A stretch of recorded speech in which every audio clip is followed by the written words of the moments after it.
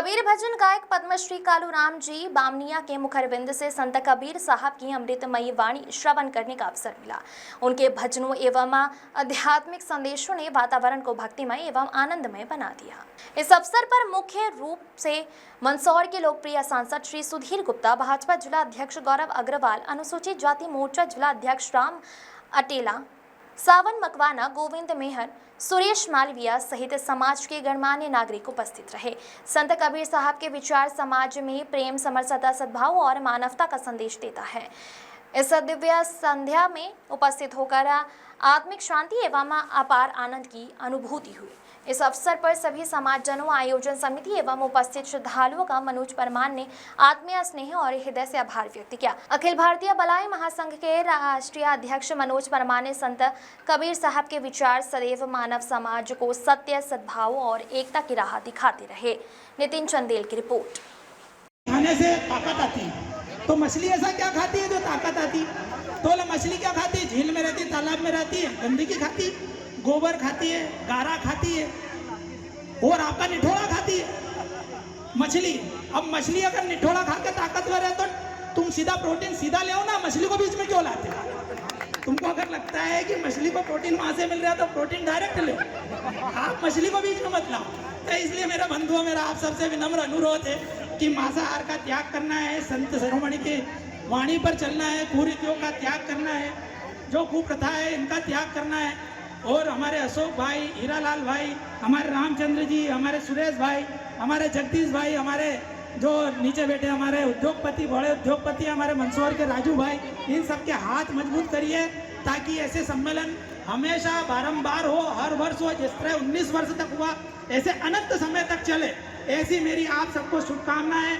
यहाँ पर नव दाम्पत्य जीवन में बंधे जो जोड़े हैं उनको मैं अपनी हृदय की गहराइयों से बधाई और शुभकामनाएं देता हूँ। साथ ही एक जोड़ा आप सबके बीच में एक ऐसा आया है, बाबा पशुपतिनाथ की यह नगरी है, भगवान पशुपतिनाथ की यह नगरी है, बाबा महाकाल की नगरी से एक जोड़ा ऐसा आया है जो शरीर से दिव्यांग है, अपाहिज है, किंतु उसकी आस और उम्मीद अशोक खेची से थी और उनका जो पाणी ग्रहण संस्कार हुआ उससे वो अभिभूत हो गए, नेत्रों में अश्रु आ गए, परिवार भी आभार व्यक्त कर रहा है। तो ये हमारे लिए बड़ा सौभाग्य की बात है। देखो, ऊपर वाला जोड़ी सबकी बना के भेजता है। आप ये नहीं कह सकते कि किसी शरीर के किसी अंग से किसी को हानि हुई तो उसको लुगाई नहीं मिलेगी। भगवान ने सबकी चिंता कर रखी है। तो देखो, वो दिव्यांग जोड़ा हमारे बीच में आया, यहाँ पर पाणी ग्रहण संस्कार हुआ उसका। तो ये हमारे लिए और आप सबके लिए बड़े सौभाग्य की बात है कि ऐसी कन्या का भी दान आप सब लोगों के माध्यम से हुआ जो शारीरिक रूप से भी दिव्यांग थी। तो ये हम सबके लिए बड़े सौभाग्य की बात है। मैं आपको इस पवित्र आयोजन की, पावन आयोजन की बहुत बहुत शुभकामनाएं और बधाई देता हूँ। बोलिए भारत माता की, बोलिए भारत माता की, संत शिरोमणि कबीर साहेब की, सदगुरु कबीर साहेब की। और आज जो है हमारे भगवान गौतम बुद्ध का जन्म दिवस है, उनकी बुद्ध पूर्णिमा है। तो आज भगवान बुद्ध के जन्म दिवस के अवसर पर भी आप सभी को बहुत बहुत मंगल कामनाएं, बहुत बहुत शुभकामनाएं। धन्यवाद। जय भीम, जय भारत, जय संविधान, जय श्री राम, जय महाकाल, नर्मदे हर। बरते हैं, अरे भाई संयम कैसे बरतेंगे? हमारे जो परिवार, हमारे बाप दादा, हमारे पूर्वज, उन्होंने इतना बड़ा कुटुंब बनाया, तो क्या हमारा फर्ज नहीं है कि उस कुटुंब को बढ़ाएं, उस परिवार को बढ़ाएं? ये हमारा भी फर्ज बनता है। एक अन्यत्र धर्म है, वहां तो बोलते हैं हम 5 और हमारे 75, किसी के हाथ में ईंट और किसी के हाथ में पत्थर। तो कम से कम अपन इतना तो अपना कुटुंब बढ़ाएं कि जब कभी मौका आए सामना करने वाली के बारी का तो अपने घर के 150 हो जाए। तो इतना कुटुंब तो बढ़ना ही चाहिए। देखो, उनकी मदद अगर अल्लाह कर रहा है तो तुम भी राम पे विश्वास रखो, राम तुम्हारी ही मदद करेगा। जिसने दिया तन को वही देगा कफन को। ऊपर वाले को चिंता होती है चींटी को कण और हाथी को मण देने की, इसलिए काय को चिंता करते हो? भगवान ने सौभाग्यशाली बनाया है। शास्त्रों में कहा गया है कम से कम 10 पुत्र पैदा करो। अरे बेटियां भी हो तो चलेगा, पुत्र हो तो भी चलेगा, कम से कम 10 बच्चे पैदा करो। नहीं कर सकते हो तो 8 करो, नहीं पाल सकते हो तो 6 करो, तो देश के लिए, तो खुद के लिए, तो समाज के लिए। और 6 भी नहीं कर सकते हो तो कम से कम 4 करो, और 4 भी नहीं कर सकते तो डूब मरो, है ना? तो हमारा तो निवेदन यही है कि मेरा समाज बढ़े, जनसंख्या बढ़े, हमारे लोगों का कुटुंब बढ़े। और ऐसे ही होना चाहिए जैसे हमारे बाप दादा, हमारे लोगों का परिवार हुआ करता था। अभी 3 पीढ़ी जाएंगे तो हमारे दादाजी 4-6 भाई बहन हुआ करते थे, हमारी बुआएं 5-7 हुआ करती थी। तो ये कुटुंब प्रबोधन खत्म हो गया, परिवार नियोजन आ गया। धीरे धीरे लोगों ने आपको दिग्भ्रमित करा, बरगला दिया, आपने परिवार नियोजन चालू कर दिया। परिवार नियोजन के साथ आप कहने लग गए हम 2 और हमारे 2। फिर समय बीतते गया तो बोले शेर का बच्चा एक ही अच्छा, और संयमित होते गए। अब तो हमारे इंदौर और भोपाल शहर में ऐसी स्थिति हो गई कि लड़का और लड़की लिव इन रिलेशनशिप में रहते हैं और कहते हैं ना बच्चा हो ना बच्ची और नींद आए अच्छी। तो भैया इतनी दौलत किसके लिए जोड़ोगे? ये महल कुटुंब कबीले किसके लिए बनाओगे? ये खेती बाड़ी किसके लिए करोगे? तो जो धन और धान्य जोड़ा है आपने, जो दौलत जोड़ी है, जो महल अट्टारियाँ बनाई है, उसका उपभोग करने के लिए ज़्यादा से ज़्यादा संतति होना चाहिए हमारे। तो ज़्यादा से ज़्यादा संतानें पैदा करना चाहिए। मेरी तरफ से तो आप सबको अग्रिम शुभकामनाएं, और उसके लिए भेरू महाराज को परेशान मत करना। बस इतनी सी निवेदन है कि भैया भेरू महाराज कोई रिश्वत नहीं लेते हैं। राम भगवान के यहाँ 14 साल बाद छोर छोरी हुए थे, लव और कुश। उनने कोई भेरू महाराज को मान मन्नत नहीं की थी कि मुर्गा चढ़ाऊंगा कि बकरा चढ़ाऊंगा। और भी हिंदू समाज की ऐसी जातियां, ब्राह्मण समाज में बहुत सारे छोर छोरी पैदा होते हैं, वो कोई बकरा मुर्गा चढ़ाते हैं क्या? अरे जैन समाज, महावीर जैन समाज है, महावीर जैन के मानने वाला, हिंसा परमा धर्म को मानने वाला, उनके यहाँ भी अच्छे पैदा होते हैं, तो वो कौन सा मुर्गा और बकरा चढ़ाते हैं? तो हम भी, अरे अपने पेट को, ये अन्नपूर्णा का स्थान है, माँ अन्नपूर्णा का स्थान है, यहाँ पर 56 भोग विराजते हैं। और तुमने क्या करा, यहाँ पर मरे मुर्गे को लाके बिठा दिया। किसी की मैयत में जाते हैं तो घर में घुसने के पहले नहाते हैं और मरा हुआ बकरा लाते हैं और रांध के खाते हैं। ये कहाँ का नियम है भैया? तो आपको ये सुधार करना पड़ेगा। अगर अपने समाज की तरक्की चाहते हो, अपनी समाज की उन्नति चाहते हो, तो इन सब चीज़ों को ध्यान में रखते हुए ये सोचना पड़ेगा कि हमारे देवी देवता जिनको हम मानते हैं, ना तो वो दारू के भूखे हैं, ना किसी मटन के भूखे हैं। जो बेवड़ा होता है वो बोलता है भगवान भेरू महाराज का प्रसाद। अरे तूने भेरू को पीते हुए देखा, और तू उनकी बराबरी कैसे कर सकता? अगर वो देवता अगर पीते हैं तो उनके हिसाब से ले लेंगे। तेरे को क्या समस्या? तू क्यों उनके नाम को बदनाम कर रहा है? अगर भेरू महाराज को लगता है, माता जी को लगता है, क्यों महेश जी सही गिरी होनी में इनकी हमें जरूरी है। तो व्यसनों से हमारा समाज दूर रहे, इस बात की हमेशा रविदास जी हो या संत शिरोमणि कबीर साहेब जी हो, उन्होंने दूर रहने का कहा। हमारे समाज का युवा दिग्भ्रमित हो गया, हमारे समाज का युवा भटक गया।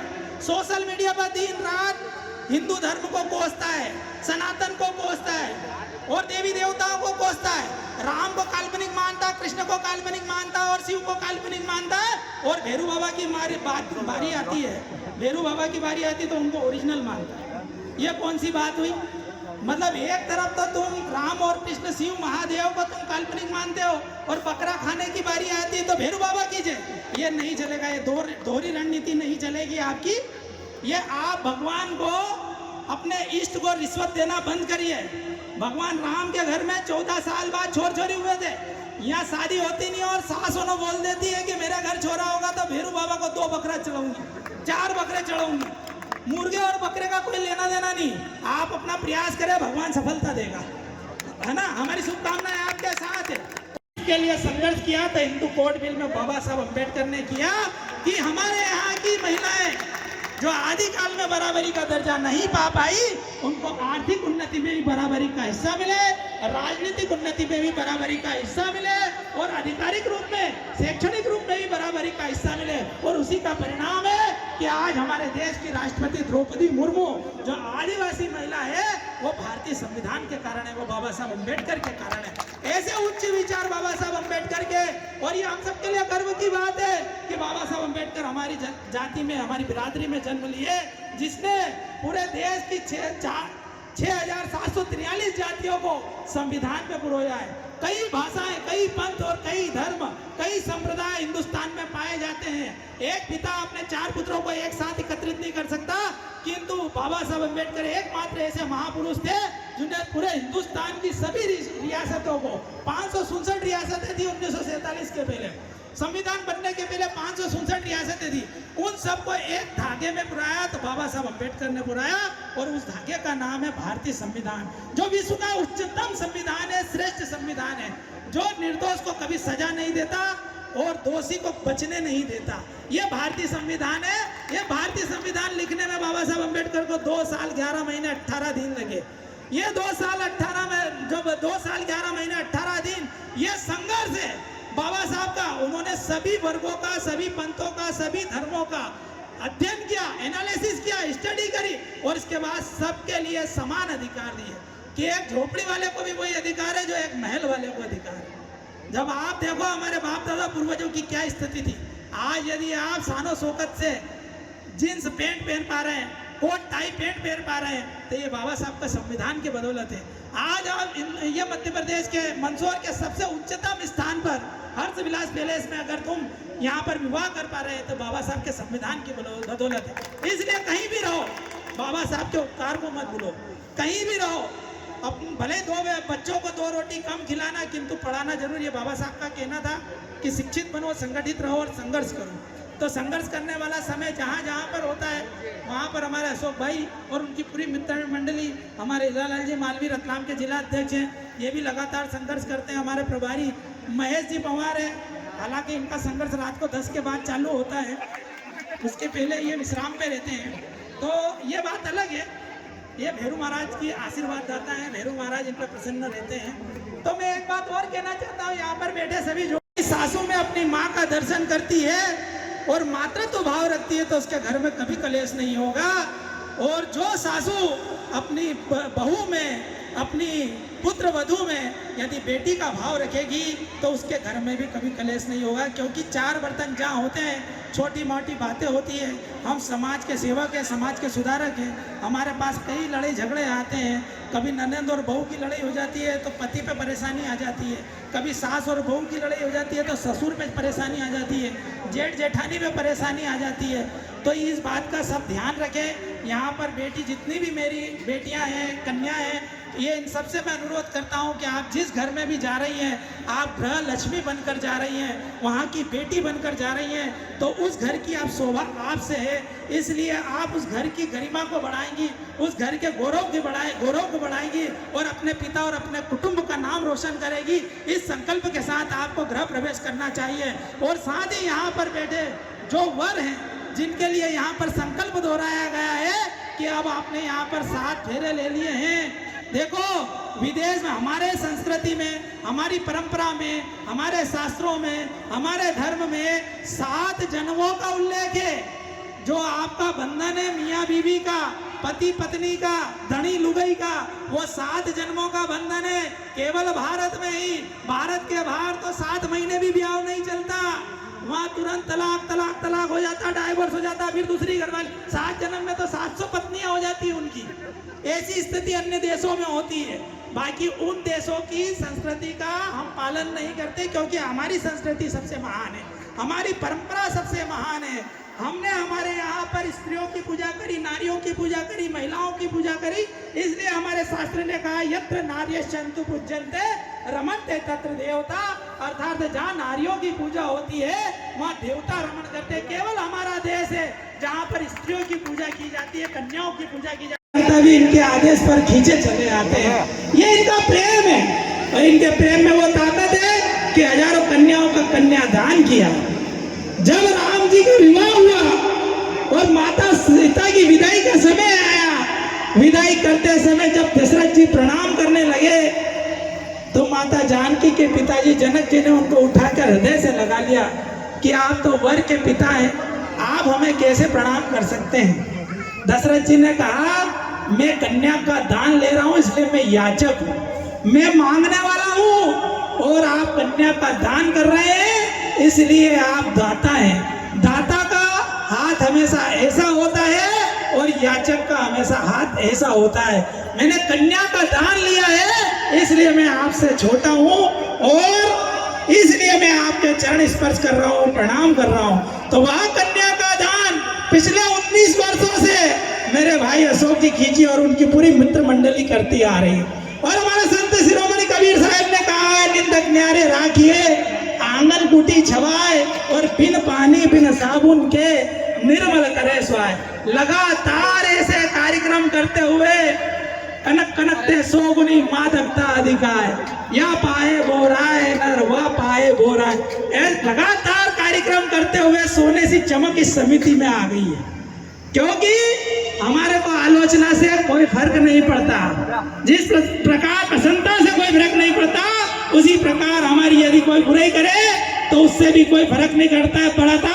हमारा काम है है चरेवेती चरेवेती चरेवेती, धैर्य के साथ कार्य करना और हमारे समाज की वंचित कन्याओं का कन्यादान करना। मैं यहाँ पर बैठे वर वधुओं को कहना चाहता हूँ कि मानस की एक चौपाई है, धीरज धर्म मित्र अरुनारी, आपतकाल परखिए जारी। हमारे यहाँ पर कहा गया है हमारे शास्त्रों में कि धीरज और धर्म इनकी परीक्षा कब होती है? आपतकाल में होती है। धीरज धर्म मित्र, जो आपका मित्र है वो भी, और जो आपकी अर्धांगिनी है वो भी। देखो कितनी बड़ी संज्ञा दी है हमारे यहाँ पे कन्याओं को। जब उसकी शादी होती है तो उसको पति के साथ अर्धांगिनी कहा जाता है, अर्थात पति का आधा अंग, उसकी सुख दुख की साथी है वो। किंतु यही भाव उस कन्या के भीतर भी होना चाहिए कि मेरे जो सास ससुर है, मेरे पति के माता पिता अर्थात मेरी माता और पिता है, उसके मन में भाव सासू के प्रति जो है मातृत्व भाव होना चाहिए, तो कभी घर में कलेश नहीं होगा। और यही बात उस सासू पर भी सुशोभित होती है, लागू होती है कि जिसके घर में नई नवेली दुल्हन आई है, वह दुल्हन बहू नहीं उसकी बेटी है। यदि अगर उसका व्यवहार, उसका शिष्टाचार, उसका मनोभाव, उसकी विनम्रता, उसका अपनापन, उसकी आत्मीयता यदि बहू के साथ बेटी के समान